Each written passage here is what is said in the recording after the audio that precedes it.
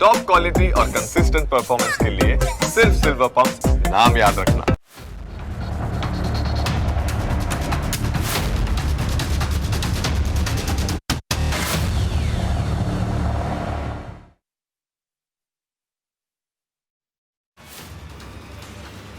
નમસ્કાર, હું જનક દવે.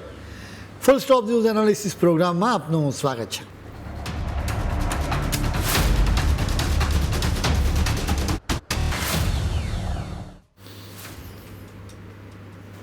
જ્યારે પોલીસ કોઈ સારું કામ કરે, જેમ કે આતંકી મોડેલનો પર્દાફાશ કરે, તો શાબાશી આપવામાં આવતી હોય છે, જેના તેઓ હકદાર પણ બનતા હોય છે.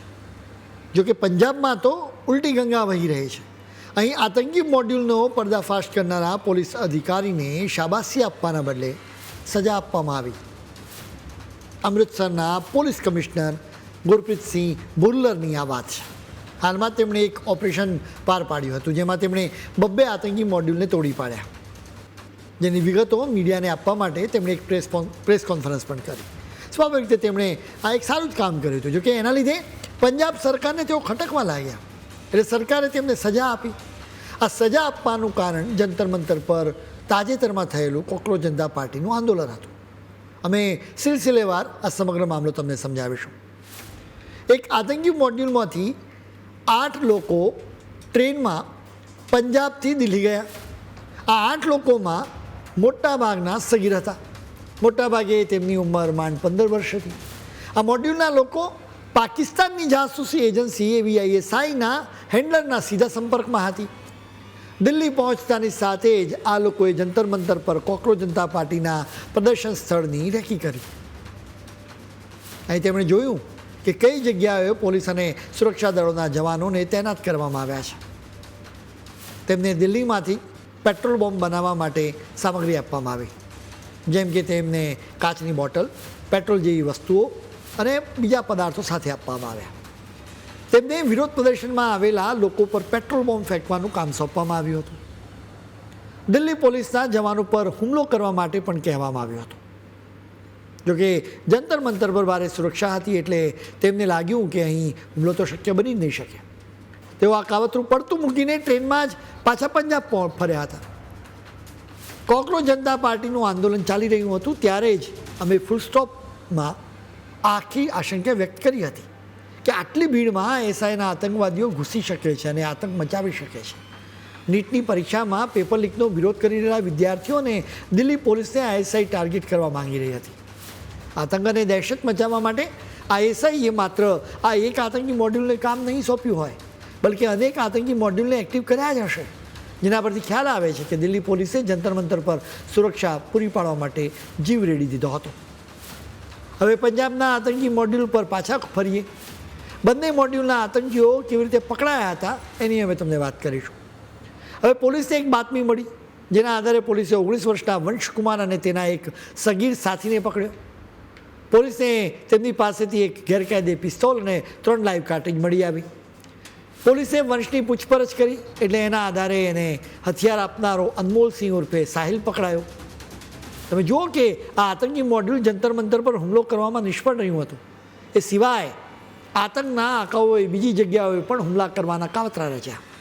ISI તરફથી તેમને કેટલાક કામ સોંપવામાં આવ્યા હતા, જેમ કે પોલીસ અને સેનાના હેડક્વાર્ટર અને બીજી જગ્યાઓની રેકી કરવી. સાથે જ એના વિડીયો બનાવવા માટે પણ કહેવામાં આવ્યું હતું. ISI આ લોકોને વિડીયો કોલ પર પેટ્રોલ બોમ્બ બનાવતા શીખવાડ્યું હતું. ઉપરાંત આ લોકોને પોલીસ અને સેનાના જવાનો પર હુમલો કરવા માટે પણ કહેવામાં આવ્યું હતું. જંતર મંતર પર નિર્દોષ લોકોનું લોહી વહાવવાનું તેમનું કાવતરું ફેલ થયું. એ જ રીતે તેમનું બીજું એક કાવતરું પણ ફેલ થયું. આ કાવતરામાં તેઓ ટ્રેનોને ટાર્ગેટ કરવા માંગી રહ્યા હતા, જેના માટે પ્લાનિંગ કરવા માટે તેમણે રેલવે ટ્રેકની આસપાસ CCTV કેમેરા મૂક્યા હતા.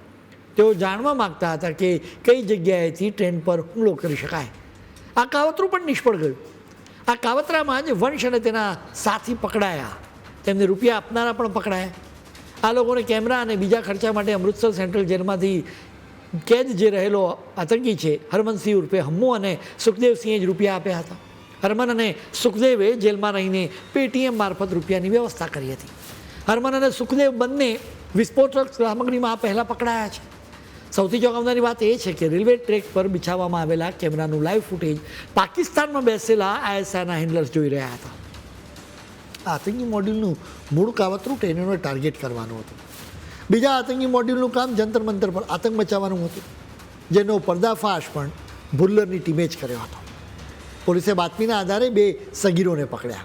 તેમની પાસેથી પિસ્તોલ, 2 પેટ્રોલ બોમ્બ અને 1 લાઇટર પકડ્યું. આ સગીરોની પૂછપરછના આધારે તેમના સાથી સુખમનસિંહ અને બીજા એક સગીર સાથી વિશે ખબર પડી. પોલીસે તેમની બંનેની પણ ધરપકડ કરી. પોલીસે સુખમન અને તેના સગીર સાથી પાસેથી પણ 1 પિસ્તોલ અને 2 પેટ્રોલ બોમ્બ જપ્ત કર્યા. આ જ મોડ્યુલ જંતર મંતર પર આતંક મચાવવાનો હતો. કુલ 4 સગીરો સહિત કુલ 9 લોકો આ મામલામાં પકડાઈ ચૂક્યા છે. તેમની પાસેથી 3 પિસ્તોલ, 9 કાર્ટ્રીજ, 4 પેટ્રોલ બોમ્બ અને ચોરેલી અને બીજી 1 બાઇક એમ કરીને કુલ બધી વસ્તુઓ પકડાઈ છે. બુલ્લરની ટીમે જંતર મંતર અને ટ્રેનોને ટાર્ગેટ કરવાના આતંકી કાવતરાનો પર્દાફાશ કર્યો. આ કામગીરી માટે તેમને શાબાશી મળવી જોઈતી હતી. જોકે પંજાબ પોલીસે તેમની વિરુદ્ધ પગલાં લીધા, કેમ કે બુલ્લરે જંતર મંતરનું નામ લીધું, જેનાથી પંજાબમાં આમ આદમી પાર્ટીમાં ખળભળાટ મચી ગયો. એ સ્વાભાવિક પણ છે, કેમ કે સોશિયલ મીડિયા પર સમાચાર જંગલમાં આગની જેમ ફેલાઈ ગયા.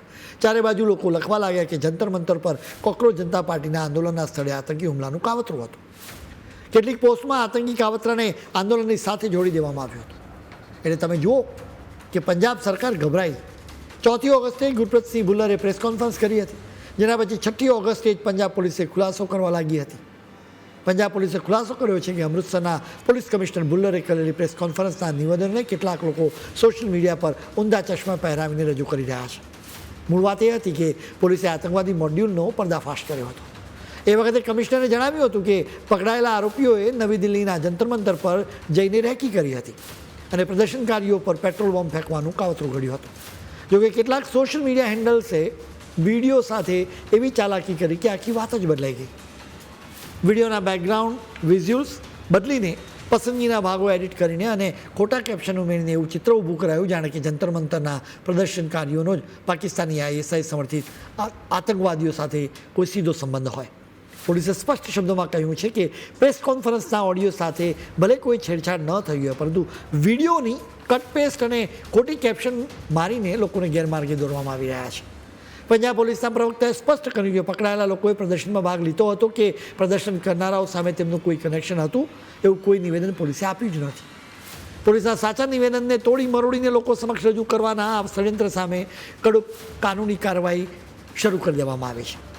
પંજાબ સરકાર કઈ હદે ડરી ગઈ છે ને અકળાઈ ગઈ છે, એ આ મામલાથી તમને ખ્યાલ આવે. એણે ભારપૂર્વક કહ્યું કે કોકરોચ જનતા પાર્ટીના આંદોલનનો આ આતંકી મોડ્યુલની સાથે કોઈ જ સંબંધ નથી. મૂળ વાત એટલી જ છે કે જ્યારે કોઈ વ્યક્તિએ ખોટું કર્યું હોય તો જ તે ગભરાઈ શકે. એટલે જ પંજાબ સરકાર પર શંકા જઈ રહી છે. પણ શંકા કરવા માટે બીજું કારણ એ છે કે પંજાબ સરકારે ભુલ્લરની ટ્રાન્સફર કરી દીધી. તેમને ચંડીગઢમાં DGPની ઓફિસમાં મોકલી દેવામાં આવ્યા છે. પંજાબમાં આમ આદમી પાર્ટીની સરકાર છે. કોકરોચ જનતા પાર્ટીના બોસ અભિજીત દીપકે સહિતના અનેક લોકો આ પહેલાં આમ આદમી પાર્ટી માટે જ કામ કરી રહ્યા હતા. વળી અરવિંદ કેજરીવાલે પણ કોકરોચ જનતા પાર્ટીને સપોર્ટ આપ્યો છે. એટલે જ અત્યારે તો એમ લાગી રહ્યું છે કે ભુલ્લરે જંતર મંતર પર કોકરોચ જનતા પાર્ટીના આંદોલન સ્થળે આતંકી કાવતરાનો ઉલ્લેખ કરતાં જ પંજાબની આપ સરકાર અકળાઈ ગઈ હતી. આ વાતથી એવો પણ ઇશારો મળે છે કે ભુલ્લર પંજાબ સરકારના દબાણને વશ થઈને નહીં પોતાના અંતરાત્માનો અવાજ સાંભળીને કામ કરી રહ્યા છે. કદાચ એના લીધે જ તેમને આ સજા મળી છે. આતંકી મોડેલને સાફ કરનારા પોલીસ અધિકારીને સજા આપનારી સરકારને તો સાફ કરવી પડે. આમ પણ પંજાબમાં થોડાક મહિનાઓ પછી ચૂંટણીઓ યોજાવાની છે, જેમાં પંજાબના લોકોને સફાઈ કરવાની એક તક મળી શકે છે. ક્યારેક તો સાવરણાની પણ સફાઈ કરવી પડે.